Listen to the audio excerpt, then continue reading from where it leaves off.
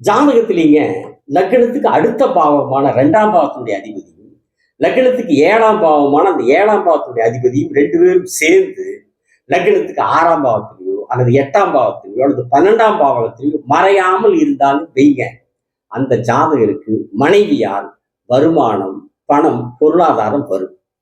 அதே 2ஆம் அதிபதி 7ஆம் அதிபதியும் சேர்ந்து 6, 8, 12ல மறைஞ்சுட்டாங்க வைங்க, அந்த ஜாதகருக்கு அதே மனைவியால் வருமான இழப்பு, பொருளாதார இழப்பு, பண இழப்பு ஏற்படும். ஏன்னு கேட்டீங்கன்னா, 2ஆம் பாவகம் வருமானத்தை, பணத்தை சொல்லக்கூடிய பாவகம் இல்லைங்களா? 7ஆம் பாவகம் வாழ்க்கை துணை சொல்லக்கூடிய பாவகம், ஆணுக்கு மனைவி சொல்லக்கூடிய பாவகம்.